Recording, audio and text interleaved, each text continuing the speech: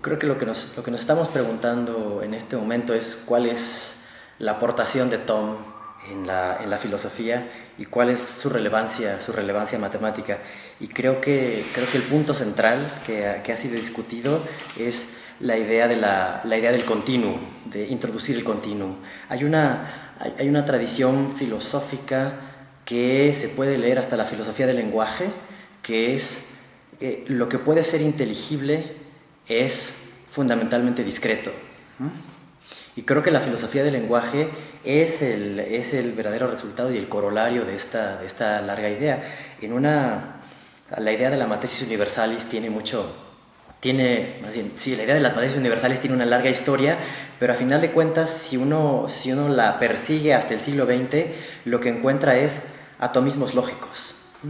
Incluso dentro del propio, eso del lado de la llamada filosofía, de la filosofía analítica, pero del lado de la filosofía, también de la filosofía continental, si uno piensa, por ejemplo, en la tradición estructuralista, bueno, la visión de Saussure, de la que son deudores Lacan y Foucault y Derrida y muchos otros, es que el lenguaje está compuesto también por átomos. Esos átomos son los significantes, y los significantes operan a partir de los significantes operan a partir de combinatorias. Y eso no es tampoco muy distinto de lo que está diciendo la lógica. La lógica necesita una gramática, es decir, frases bien formadas, tiene unidades mínimas que son las proposiciones y luego conectores para enlazarlas, y a partir de ahí se pueden realizar ciertas operaciones y se puede desarrollar esencialmente un cálculo.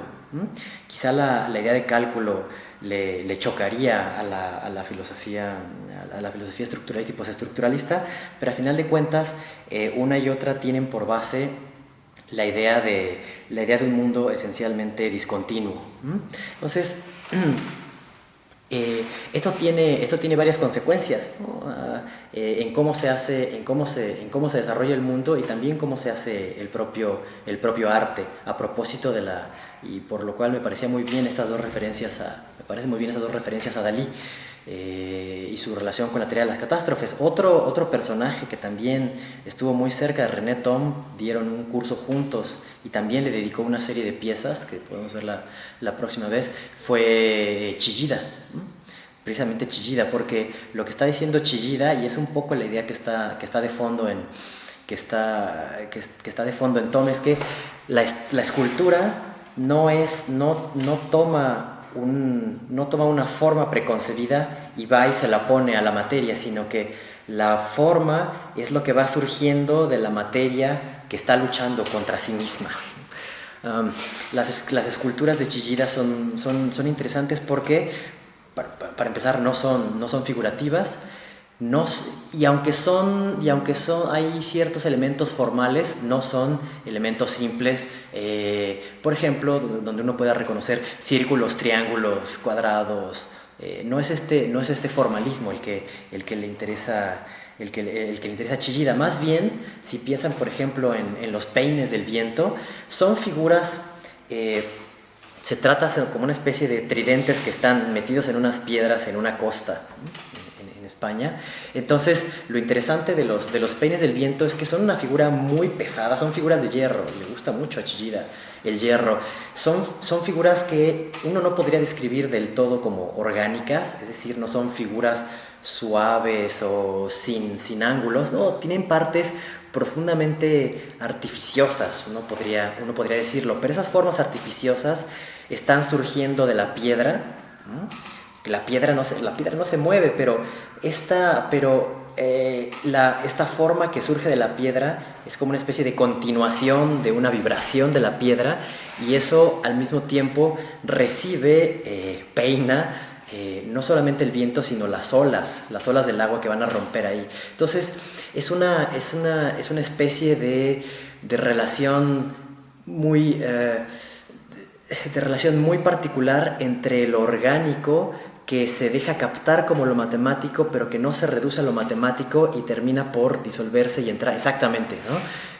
y termina por compenetrarse con la naturaleza. Y esto es lo verdaderamente interesante de Tom, que pese al pretendido formalismo matemático, logra a pesar de ello captar como cierta dinámica y cierta vitalidad de la materia y de las cosas. Y eso es lo que no aparece en el estructuralismo, y es lo que no aparece en el atomismo lógico, y es lo que no aparece en la lógica tradicional, ¿no? Esta es una palabra así, yo no sé qué sea la lógica tradicional, pero bueno, al menos sí en todos aquellos sistemas que parten de elementos discretos, o sea, elementos indivisibles y elementos que no cambian al combinarse. Y eso es un poco lo que le pasa a Badiou. O sea, lo quiera él o no, a pesar de que toda la famosa axiomatización de Zermelo Fraenkel parta de la idea de conjunto y no de la idea de elemento, es decir, que se trata de conjuntos que están compuestos de conjuntos, a final de cuentas, sí hay en la teoría de conjuntos, y esto está en Cantor, una idea de que en última instancia hay puntos, y un punto no está en el lugar de otro punto. Esa es la primera. Y la otra cuestión importante es que los puntos no les pasa nada cuando se pegan. Si tú pones un punto junto a otro, a ese punto no le pasa nada. Y si tú agrupas todos los puntos, a esos puntos sigue sin pasarles nada. La teoría de conjuntos es inerte, por decirlo de alguna forma. Y el estructuralismo, con esta idea de que la vitalidad o el movimiento o la diferencia vendría de una relación entre significantes, tampoco parece hacerle suficiente justicia a la idea de proceso o a la idea de cambio. O sea, si nosotros pensamos a un significante, sí, claro, lo que se altera es su sentido, ¿no? O, como dice Saussure, su valor. Su valor en la cadena significante es el que se va modificando dependiendo de la combinatoria, pero al significante no le pasa nada y no hay realmente grandes modificaciones. O sea, no se diga ya singularidades en las cuales todo un modo de comportamiento sea radicalmente transformado. Más bien parece una diferencia siempre indiferente que se va repitiendo y que termina volviéndose trivial, ¿no? Un poco. Entonces,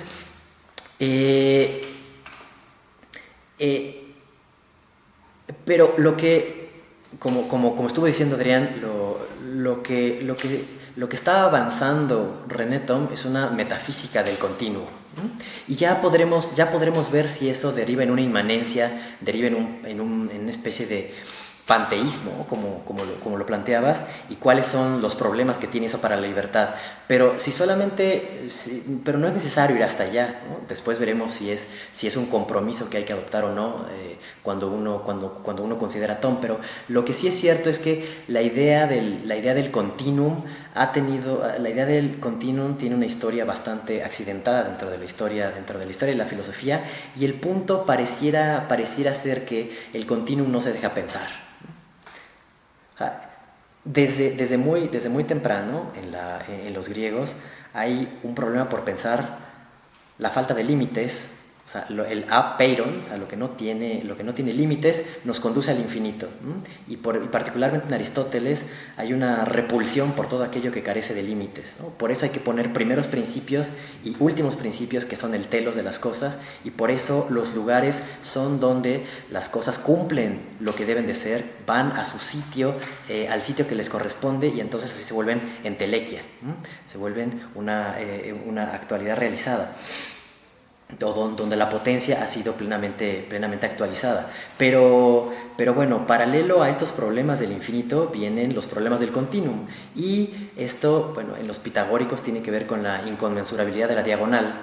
Si nosotros tenemos el teorema de Pitágoras y nosotros tenemos dos catetos del lado 1, parece que todo va a funcionar muy bien, pero resulta que la hipotenusa tiene que ser la raíz cuadrada de 2, y eso no es un número bonito. O sea, no es un número, no es 1, 2, 3, 4, no es el tetractis, ¿no? El tetractis no es un número natural.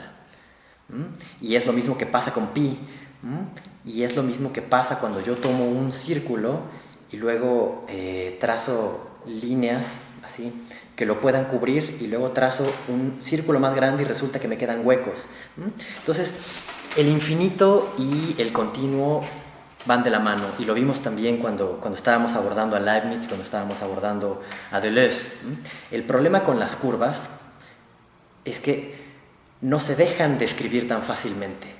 Uno tiene que pensar que va a abordarlo por medio de elementos rectos o por medio de lo que ya sabemos de las rectas, pero para poder cubrir o poder aproximarnos a una curva por medio de rectas, pues tenemos que pensar en un número infinito de rectas, o tenemos que pensar que la distancia para poder calcularla es infinitamente pequeña, y ese tipo de cosas hacen el continuum verdaderamente difícil de pensar. Entonces, ese es por un lado, pero por el otro también es cierto que el continuum ha sido el refugio de todo tipo de analogías sin ninguna justificación, porque se parece, ¿no? Entonces o sea, también en el continuum uno parece que fluye en el pensamiento sin ningún rigor y sin ninguna consecuencia, porque lo que sí nos asegura un mundo discreto es la posibilidad de distinguir clara y distintamente, para ponernos muy cartesianos, clara y distintamente lo que es y lo que no es, lo que está dentro y lo que está fuera. Nos permite trazar bordes claros, nos permite bordes distintos y sobre todo un discernimiento. Entonces parece, y durante mucho tiempo pareció, que el continuum era lo indiscernible. Dentro de la propia historia de la geometría pasan muchos siglos antes de que la curva pueda ser pensable. Lo que hay antes son, bueno, lo más cercano son los círculos, ¿no? Pero lo demás son cuadrados y triángulos. Incluso ahora en los videojuegos, cuando se programa con triángulos, ¿no? Y a partir de triángulos se van juntando y con eso se cubren las superficies, y entonces se dan los efectos del continuo, pero no está realmente programado el continuo, porque es muy difícil, no se puede, ¿no? Pero bueno, empezamos a ver cómo el cálculo diferencial lo que intenta es comenzar a entrar al cambio y ver el cambio desde dentro. Y lo que está pasando con Tom, y lo que intenta él lograr a partir de una metafísica del continuum, es ver el tiempo no desde fuera, no a partir de los recubrimientos que hacemos con lo discontinuo o lo recto o lo finito, sino, bueno, eso sería otra cosa, pero sino cómo es algo así, el movimiento desde dentro. Entonces, por eso es que en René Thom lo que se posibilita a partir de su metafísica del continuum es pensar nada más y nada menos que el proceso, la edad del proceso. Un proceso es necesariamente continuo. Eso no quiere decir que sea homogéneo. No es lo mismo homogeneidad que continuidad, y eso también se ha confundido durante mucho tiempo.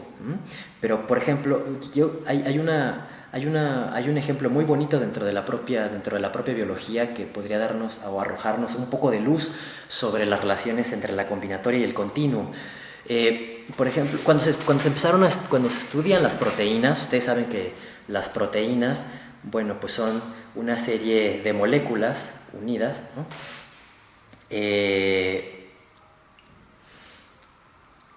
Que, bueno, están los ribosomas, y entonces los ribosomas van leyendo la información y van pegando los elementos de las proteínas, ¿no? Que son los aminoácidos. Ahora, lo que uno podría pensar es que lo que hace una proteína ser A y no B es la secuencia de aminoácidos, ¿no? Porque efectivamente las proteínas son eso, son secuencias de aminoácidos. Y sin embargo, lo que se comenzó a estudiar en el siglo XX es que lo que define la función de una proteína no es exclusivamente su combinatoria, la combinatoria de elementos, sino su pliegue en el espacio.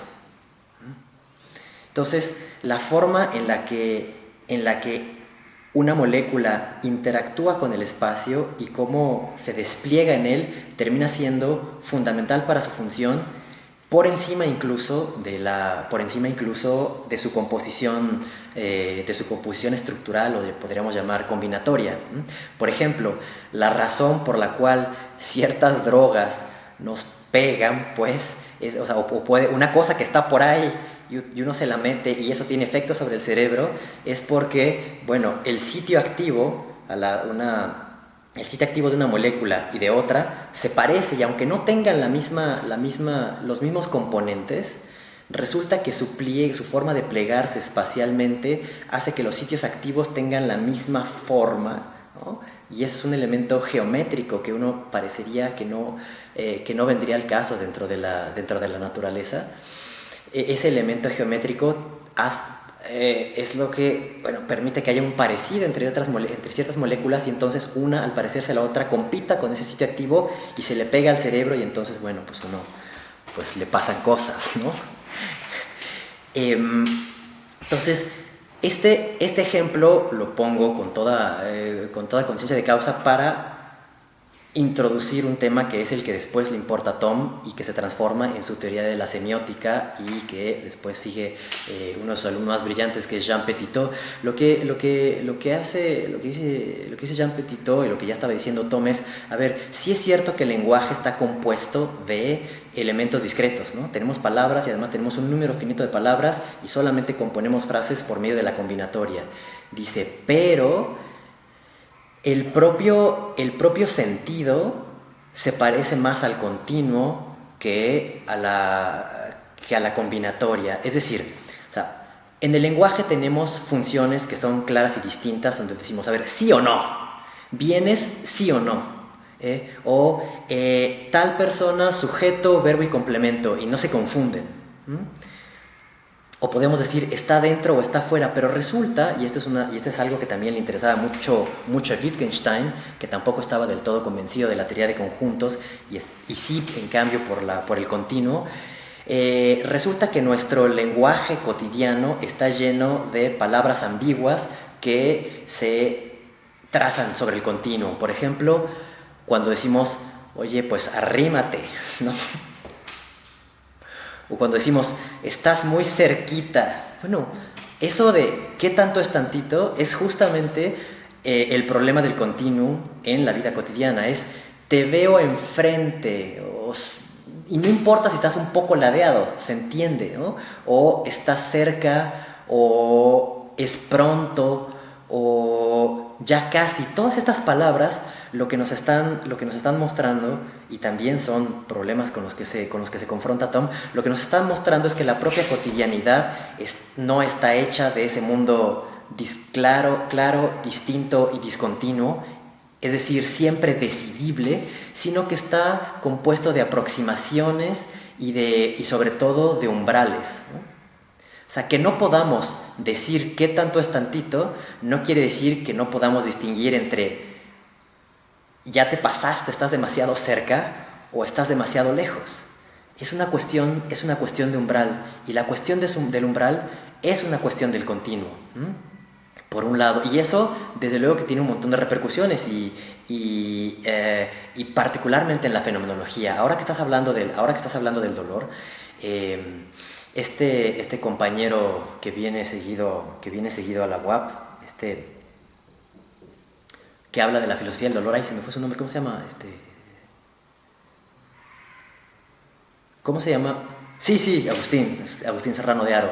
Lo que pasa con el dolor, independientemente de lo que estabas diciendo, Adrián, de si corta o no, ahora diremos algunas palabras sobre ello, pero lo que pasa con el dolor es que el dolor está hecho de intensidades, y las intensidades son cuestiones del continuum. Entonces, ¿cuánto te duele? Bueno, hay escalas de medición del dolor que se han inventado los médicos para poder categorizar, ¿no? Te duele 1, 2, 3, 4, 5, 6, bueno. Pero también una forma muy interesante en la cual se hacen las escalas es, bueno, no pongas un número, sino dentro de un continuo, tú colócate, ¿no? Y es mucho más fácil decir, no, es que estoy mucho más cerca de mi límite del dolor, o estoy más o menos en medio, que decir, estoy 3 o 4, ¿no? Por ejemplo. Y otro asunto también muy interesante es la geometría del dolor. No va a decir, no, pero es que el dolor es indescriptible. Bueno, sí, es indescriptible si uno cree que describir geométricamente el dolor es ponerle triángulos y círculos, pero es muy distinto un dolor que se irradia que un dolor que se concentra, un dolor que te recorre o un dolor agudo. Y esos son conceptos espaciales y geométricos, ¿no? Recorrer o un dolor compacto, o un dolor intenso, que está dicho en el lenguaje del continuum, parecería abrirnos una región completamente distinta. Y esto no es gratuito. Incluso el propio Heidegger, que sí sabía matemáticas y siempre estaba cerca de los matemáticos y las discusiones de la ciencia, incluso pues Weizsäcker le dice que si no está yendo demasiado rápido al despreciar la matemática y la ciencia, al no darse cuenta que las propias revoluciones actuales parecerían darnos otro acceso al mundo, ¿no? Y Weizsäcker le dice, a lo mejor esto que usted considera la lógica tradicional es muy distinta, porque cuando estamos analizando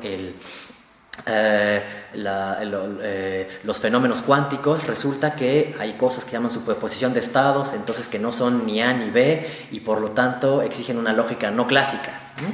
O, por ejemplo, hay cosas que están pasando también en la propia lógica, desde dentro de la lógica, con Lukasiewicz, en el cual dice, bueno, ¿qué tal que verdad y falsedad no son dos valores separados y opuestos, sino que forman parte de un continuo? Y entonces lo verdadero y lo falso son los puntos de una línea continua. Este es el tipo de cosas que están pasando dentro de la ciencia.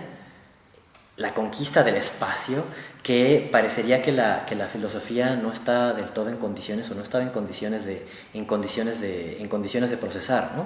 Pero finalmente es por particularmente la influencia de la biología que empieza a cobrar importancia la topología y la teoría del espacio, matemática y física contemporáneas, porque la biología lo que piensa es esencialmente la continuidad de los procesos, ¿no?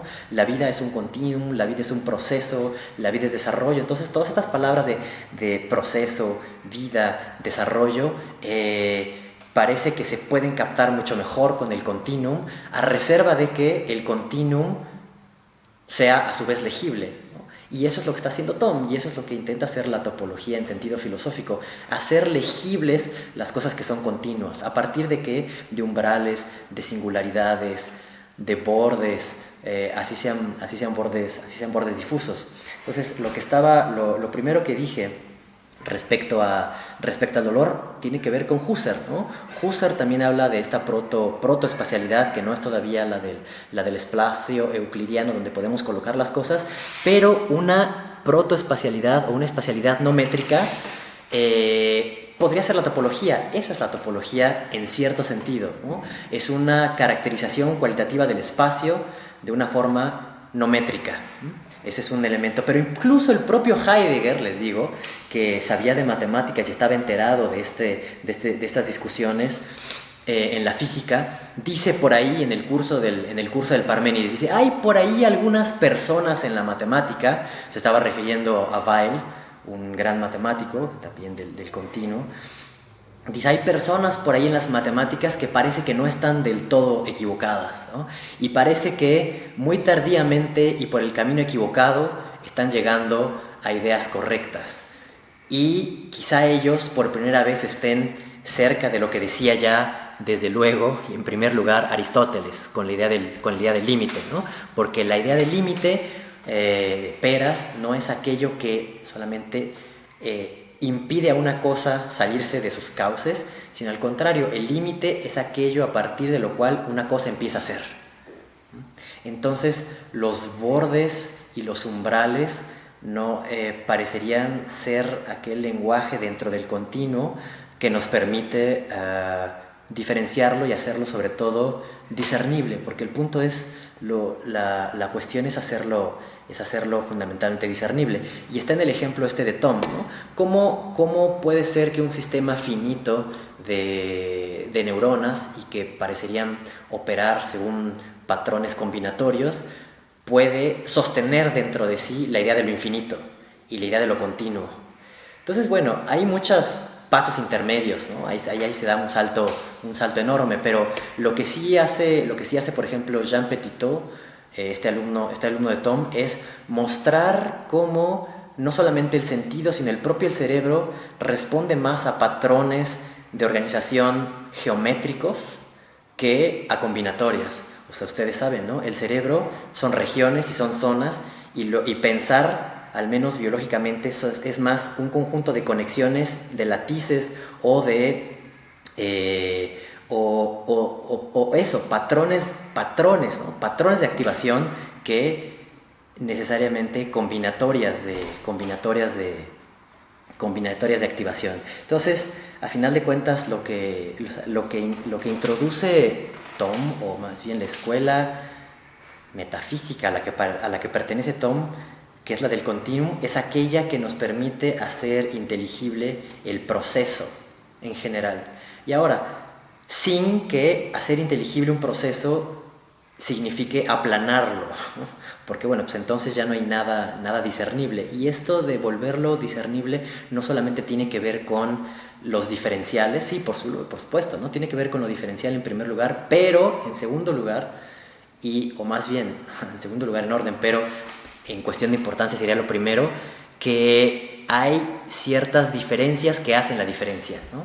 O sea, hay diferencias que son continuas, que son progresivas y que nos explican una función suave, pero hay diferencias que hacen la diferencia, y esas diferencias que hacen la diferencia son las singularidades, y que son aquello que también permite introducir la variabilidad y la distinción dentro de los propios sistemas dinámicos, y introducen también la posibilidad de los cambios radicales, que son los cambios cualitativos, que son las catástrofes.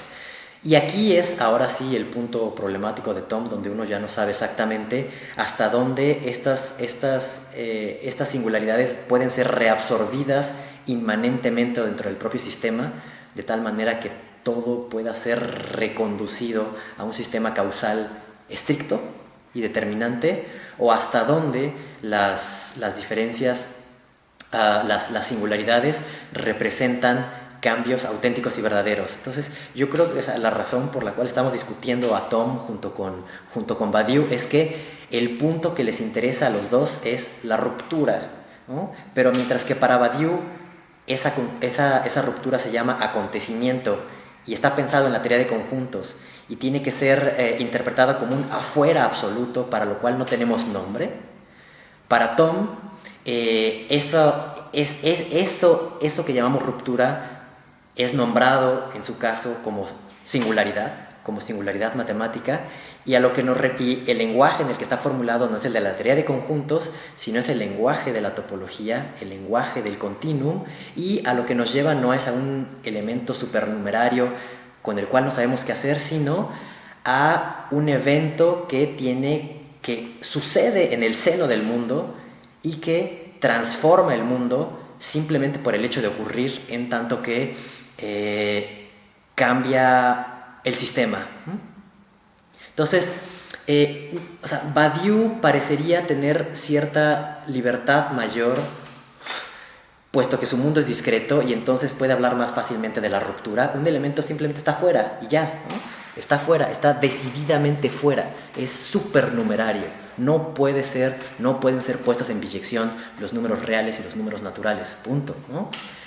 Pero el problema de Badiou es que una vez que hay este elemento supernumerario, esto que llamamos acontecimiento, hay un abismo en cómo lo integramos al mundo, es decir, cómo un acontecimiento se transforma en un cambio efectivo en el mundo y en la cotidianidad del mundo. Si uno integra ese elemento y le pone un nombre, entonces es la paradoja del acontecimiento de la que habla Derrida constantemente. Si el acontecimiento lo nombras, se te va. Si lo nombras, lo traicionas y entonces ya no es acontecimiento. Entonces es algo que puedes y que no puedes nombrar, pero necesitas nombrar, y entonces se te escapa, pero no escapa del todo, etc., ¿no? Esa es la situación en la que está Badiou. En cambio, en el caso de Tom, el acontecimiento no es algo que no sepas dónde poner, no, es algo que aparece en un lugar muy particular dentro de la función, y puedes decir, antes todo era normal y a partir de este punto algo sucedió que se interrumpió la cuestión, y este orden no deriva en algo que no sabemos qué sea. O sea, digamos, en Badiou y en Derrida uno se queda un poco pasmado con el acontecimiento y no queda claro cómo lo transforma uno en algo positivo o un cambio en el mundo.